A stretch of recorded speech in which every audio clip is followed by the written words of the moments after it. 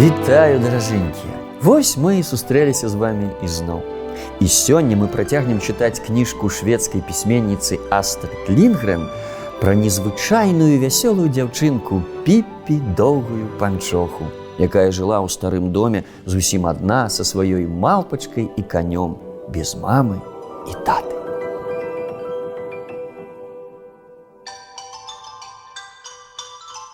Наступнай раніцай Аніка прачнулася рана, спрытна ўскочыла з ложка і паспяшалася будзіць Томі. «Прачынайся, Томі!» – сказала яна, пацягнуўшы яго за руку. «Прачынайся хутчэй! Хадзем да той смешнай дзяўчынкі ў вялікіх чаравіках!» Томі ў момант прачнуўся. «Я калі спаў, то ведаў у сне, што сёння адбудзецца нешта здораўскае, толькі не памятаў, што менавіта», – сказаў ён і скінуў верх піжамкі. Потым дзеці ў два скокі апынуліся ў ванным пакоі. Яны памыліся і пачысцілі зубы нашмат хутчэй, чым звычайна. Паспешліва і весела нацягнулі адзежу і на цэлую гадзіну раней, чым чакала іх мама, з'ехалі на парэнчах з верхняга паверха, прызямліўшыся дакладна ля кухоннага стала, за які селі і адразу закрычалі, што ім пара піць какаву. «І што вы потым будзеце рабіць?» – спытала іх мама. «Куды гэта вы так спяшаецеся?» «Мы пойдзем да новай дзяўчынкі ў суседнім доме», – сказаў Томі. «І, можа быць, на цэлы дзень», – дадала Аніка. Акурат гэтай раніцай Піппі збіралася на пячы імбірнага пячэння. Яна замясіла вельмі шмат цеста і раскатала яго па падлозе. «Бо можаш сабе ўявіць, – сказала Піппі сваёй малпачцы, – якая дошка для раскатвання спатрэбіцца, калі збіраешся на пячы як найменш 500 пячэнек». Яна легла на падлогу і заўзята пачала выразаць формачкай сэрцыйкі з цеста. «Спадар Нільсон, прэч ад цеста», – сказала яна сярдзіта, і тут у дзверы пазванілі. Піппі мігам апынулася ля дзвярэй і адчыніла. Яна была з ног да галавы белая, як та млынарка, і калі яна сардэчна паціснула рукі Томі і Аніцы, іх абдала цэлым воблакам мукі. «Як прыемна, што вы завіталі», – сказала Піппі і абтрэсла фартух, узняўшы яшчэ адно воблака мукі. Томі і Аніца трапіла так шмат мукі ў рот, што яны закашляліся. «Чым ты займаешся?» – спытаў Томі. «Ну, калі я скажу, што прачышчаю дымаход, ты, разумнік, усё адно не паверыш», – адказала Піппі. «Пякуе, але хутка скончу. Можаце пакуль пачакаць, пасядзець на скрыні для дроў». Што Піппі умела, дык гэта працаваць. Томі і Аніка, седзячы на скрыні для дроў, глядзелі, як яна накінулася на цеста, і як яна шпурляла пячэнне на бляхі, і як яна закідвала бляхі ў духоўку. «Амаль як у кіно», – думалі яны. «Гатовенька!» – нарэшце сказала Піппі, з бразгатам зачыніла духоўку, закінуўшы туды апошнія бляхі. «А што мы зараз будзем рабіць?» – пацікавіўся Томі. «Не ведаю, што вы будзеце рабіць», – сказала Піппі. «А я не збіраюся біць лынды. Каб вы ведалі, я штука-шукальніца і не маю ні адной вольнай хвіліны». «Як ты сказала? Хто ты такая?» – спытала Аніка. «Штука-шукальніца». «А што гэта значыць?» – спытаў Томі. «Гэта значыць, што я шукаю і знаходжу штукі». «Што ж яшчэ гэта можа значыць?» – адказала Піппі, змятаючы ўсю муку з падлогі ў маленькую кучку. «На свеце так многа штук, таму проста неабходна, каб хтосьці іх шукаў і знаходзіў. Гэтым я і займаюся, як штука-шукальніца». «А якія штукі ты шукаеш?» – спытала Аніка. «О, любыя, якія толькі бываюць», – адказала Піппі. «Зліткі золата, страусавы пёры, дохлых пацукоў, маленькія гаечкі і ўсё такое». Томі і Аніка вырашылі, што гэта гучыць вельмі прывабна, і яны б таксама ахвотна заняліся бы штукашукальніцтвам, хоць Томі сказаў, што спадзяецца знайсці злітак золата, а не маленькую гаечку. «Паглядзім, як атрымаецца», – сказала Піппі. «Заўжды што-небудзь знаходзіцца, але зараз нам трэба паспяшацца. пакуль не прыйшлі якія-небудзь іншыя штукашукальнікі і не сабралі ўсе зліткі золата ў гэтых мясцінах. І вось трое штукашукальнікаў выйшлі на пошукі. Яны вырашылі, што найлепш пачаць шукаць вакол віл па суседству, бо Піпі сказала, што хоць і знайдзеш, бывала, гаечку далёка ў лесе, але ўсё-ткі найлепшыя штукі амаль заўжды знаходзяцца там, дзе жывуць людзі. Зрэшты, заўважыла яна, былі і адваротныя прыклады. Памятаю, аднойчы я выправілася на пошукі ў джунглі Калімантана. Проста пасярод дзікага лесу, дзе не ступаў чалавек, ведаеце, што я знайшла?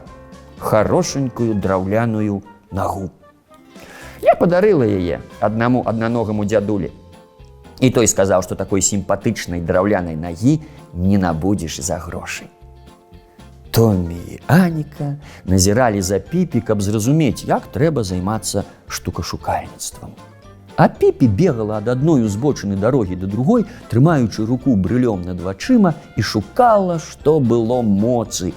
Часам яна поўзала на каленках, засоўвала руку паміж штыкецінамі плота і расчаравана казала: «Так дзіўна, я ж вось толькі што бачыла злітак золата». «А правда можна браць усё, што знойдзеш?» – спытала Аніка. «Канешне, так, усё, што валяецца на зямлі», – адказала Піпі. Непадалёк, на зялёнай траўцы перад сваёй вілай спаў пажылы спадар. «Вунь, той валяецца на зямлі», – сказала Піпі, – «і мы яго знайшлі, забіраем». Томі і Аніка перапалохаліся. «Не-не, Піпі, мы не можам забраць дзядзечку. Так нельга», – сказаў Томі. «І нашто ён нам зрэшты?» «Нашто ён нам? Хо-хо! Да яго шмат куды можна прыладзіць. Мы маглі б трымаць яго ў клетачцы замест труса і карміць лісцем дзімухаўца. Але не хочаце, як хочаце. Хоць мне прыкра, што можа прыйсці які-небудзь іншы штукашукальнік і сперці яго». Яны пайшлі далей. Раптам Піпі дзіка ўзвыла. «Я ніколі не бачыла нічога падобнага!» – закрычала яна і падабрала ў траве старую ржавую бляшанку. «Шанцуе, дык шанцуе! Бляшанак ніколі не бывае зашмат!» Томі з недаверам паглядзеў на бляшанку і спытаў: «А навошта яна патрэбная?» «О, яна шмат для чаго патрэбная», – сказала Піпі. «Па-першае, можна класці ў яе пячэнне. Тады гэта будзе мілая пячэнная бляшанка. Па-другое, можна пячэнне ў яе не класці. Тады гэта будзе беспячэнная бляшанка. Відавочна, не так міла, але таксама нішто сабе». Яна агледзела бляшанку, якая была дарэшты праржавелая і да ўсяго мела дзіравае дно. «Усё-ткі яна больш нагадвае беспячэнную бляшанку», – задуменна сказала Піпі. «Але яе можна надзець на галаву і гуляцца ў чорную ноч». Так яна і зрабіла. З бляшанкай на галаве яна блукала па наваколлі, як металічны слупок, пакуль не перакулілася, наляцеўшы жыватом на агароджу са сталёвага дроту. Бляшанка вельмі шумна бразнулася аб зямлю. «Вось, бачыце», – сказала Піпі і зняла з галавы бляшанку. «Калі б я была без яе, я б магла ўпасці проста тварам і жахліва пабіцца». «Але калі б ты была без бляшанкі, – сказала Аніка, – ты б ніколі не наляцела на агароджу». Яшчэ да таго, як яна паспела дагаварыць, Піпі зноў узвыла і пераможна ўзняла пустую шпульку. «Падобна, што сёння мой шчаслівы дзень», – сказала яна. «Такая міленькая, маленькая шпулечка, каб надзьмуваць праз яе мыльныя бурбалкі альбо насіць яе на матуску на шыі, як кулончык. Я хачу хутчэй дадому, каб гэта зрабіць». Акурат у гэты момант адчынілася брамка вілы па суседству, і з яе выскачыў хлопчык. Ён выглядаў напалоханым і не дзіўна, бо за ім гналіся 5 іншых хлопчыкаў. Яны хутка злавілі яго, прыціснулі да плота і потым разам накінуліся на яго з кулакамі. Ён плакаў і закрываў твар рукамі, каб абараніцца. «Біце яго, мальцы!» – крыкнуў самы вялікі і моцны хлопчык. «Каб ён ніколі больш не сунуўся на гэтую вуліцу!» «Ой», – сказала Аніка, – «гэта ж яны вілі лупцуюць. Ну чаму яны такія злыя?» Гэта ўсё гадкі Бэнгт. Яму б толькі біцца ўвесь час, сказаў Томі. І 5 на 1, што за баязліўцы. Піпі падышла да хлопчыкаў і пастукала Бэнгта па спіне указальным пальцам. «Даруй», – сказала яна, – «вы што, збіраецеся патаўчы маленькага Вілі на пюрэ? І таму накінуліся ў 5 на 1». Бэнгт павярнуўся і ўбачыў дзяўчынку, якой раней не сустракаў. Зусім незнаёмую дзяўчынку, якая мела нахабства тыцкаць яго пальцам. Спачатку ён толькі разявіў рот ад чыстага агаломшання, а потым на яго твары расцягнулася шырокая ухмылка. «Мальцы», – сказаў ён, – «мальцы, адпусціце Віля і зірніце на гэтую дзявульку. Такую яшчэ трэба пашукаць». Ён пляснуў сябе па каленях і разрагатаўся. У момант вакол Піпі сабраліся ўсе хлопчыкі, апроч Віля, які выцер слёзы і асцярожна адышоў у бок і стаў побач з Томі. «А вы калі-небудзь бачылі такія валасы? Сапраўднае вогнішча! А чаравікі якія?» – не сунімаўся Бэнгт. «Можна мне пазычыць адзін? А то я не мог знайсці каноэ, каб заняцца веславаннем». І ён схапіў Піпі за коску, але адразу ж адпусціў, выгукнуўшы: «Ой, пячэцца!» Потым усе 5 хлопчыкаў абкружылі Піпі, заскакалі і закрычалі: «Чырвоны каптурок! Чырвоны каптурок!» Піпі стаяла ў сярэдзіне кола і зычліва ўсміхалася. Бэнг спадзяваўся, што яна раззлуецца ці заплача, ці, прынамсі, напалохаецца, але нічога з гэтага не здарылася. І тады ён штурхнуў яе.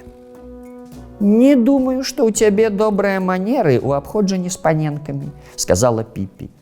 Яна высока падняла яго сваімі моцнымі рукамі, аднесла да бярозы, якая расла паблізу, і павесіла яго ўпоперак галіны. Затым падхапіла другога хлопчыка і павесіла яго на іншую галіну. Наступнага яна пасадзіла на слуп брамкі перад вілай, а яшчэ аднаго кінула праз плот, так што ён сеў на кветкавай клумбе ў садзе. Апошняга задзіру яна адправіла ў маленечкі цацачны вазок, што стаяў на дарозе. Потым Піпі, Томі, Аніка і Віля крыху пастаялі, гледзячы на хлопчыкаў, зусім знямелых ад агаломшання. І ўрэшце Піпі сказала: «Вы, баязліўцы, накінуліся ў 5 на 1 хлопчыка. Які сорам! А потым яшчэ штурхаеце маленькую безабаронную дзяўчынку. Фу, як брыдка!» «Хадзем дадому», – прапанавала яна Томі і Аніке. Віле яна супакоіла: «Калі яны яшчэ раз да цябе палезуць, гавары мне». А Бэнгту, які сядзеў на дрэве і баяўся вырухнуцца, яна сказала так: «Калі хочаш яшчэ што-небудзь ляпнуць пра мае валасы ці чаравікі, то лаві шанс, пакуль я не пайшла дадому». Але ў Бэнгта больш не знайшлося заўваг ні пра чаравікі Піпі, ні пра яе валасы. Тады Піпі ўзяла сваю бляшанку ў адну руку, а шпульку ў другую і пайшла адтуль разам з Томі і Анікай. Калі яна вярнулася ў сад, яна сказала: «А вохці мне! Мне ўдалося знайсці 2 такія цудоўныя штуковіны, а вам нічога не дасталося. Вам трэба яшчэ трошачкі пашукаць. Томі, чаму б табе не паглядзець у тым старым дрэве? Звычайна старыя дрэвы – адно з самых добрых месцаў для штукашукальнікаў». Томі сказаў, што не думае, каб яны з Анікай патрапілі нешта знайсці, але з ветлівасці зрабіў так, як сказала Піпі, памацаў рукою дупле у камлі дрэва. «Але як так?» – здзівіўся ён і выцягнуў руку, у якой трымаў прыгожы нататнік у скураной вокладцы. У адмысловым футарале мацавалася маленькая срэбная ручка. «Вельмі дзіўна», – сказаў Томі. «Вось бачыш», – прамовіла Піпі, – «няма нічога лепшага за штукашукальніцтва. Розуму не дабяру, чаму іншыя не хапаюцца за гэтую справу. Быць цеслярамі, шаўцамі ці камінарамі – гэта людзей задавольвае. Але штукашукальніцтва – не, ім гэта не пасуе».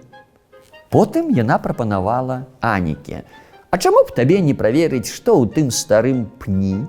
У старых пнях амаль заўсёды знаходзяцца розныя штукі. Аніка засунула руку і тут жа выхапіла чырвоныя пацеркі сапраўдных караляў. І яна, і Томі нейкі час проста стаялі, разавіўшы раты ад вялікага здзіўлення. Яны вырашылі, што надалей будуць займацца штукашукальніцтвам штодня. Піпі да паловы ночы гулялася ў мяч, і цяпер ёй захацелася спаць. «Думаю, мне трэба пайсці трошачкі падрамаць», – сказала яна. «Вы не маглі б пайсці са мной і падаткнуць мне коўдру?» Седзячы на краі ложка і здымаючы чаравікі, Піпі задуменна паглядзела на іх і сказала: «Ён хацеў заняцца веславаннем, гэты Бенгт». «Пф!» – чмыхнула яна з пагардай. «Ужо я навучу яго веславаць іншым разам». «Скажы, Піпі, а чаму ў цябе такія вялікія чаравікі?» – паважліва спытаў Томі. «Каб варушыць пальцамі ног», – сказала яна. Потым Піпі легла спаць. Яна заўжды спала нагамі на падушцы, а галавой пад коўдрай. «Менавіта так спяць у Гватэмале», – запэўніла яна. «І гэта адзіна правільны спосаб спаць. Такім чынам я магу варушыць пальцамі і сплючы». «Вы можаце заснуць без калыханкі?» – працягнула яна. «Мне заўжды трэба трошачкі паспяваць сабе, а то я і вока не злажу». Томі і Аніка пачулі мармытанне пад коўдрай. Гэта Піпі спявала сабе, каб заснуць. Ціха і асцярожна яны выйшлі на дыбачках, каб не турбаваць яе. У дзвярах яны павярнуліся, каб апошні раз зірнуць на ложак. Яны не ўбачылі нічога іншага, апроч ступняў Піпі на падушцы. Яна ляжала і круціла пальцамі. Томі і Аніка паспяшаліся дадому. Аніка моцна сціскала ў руцэ свае чырвоныя каралі. «І ўсё ж такі дзіўна», – сказала яна. «Томі, ты ж не думаеш, што Піпі загадзя паклала гэтыя рэчы?» «Невядома», – адказаў Томі. «Што датычыцца Піпі, то нічога немагчыма ведаць напэўна».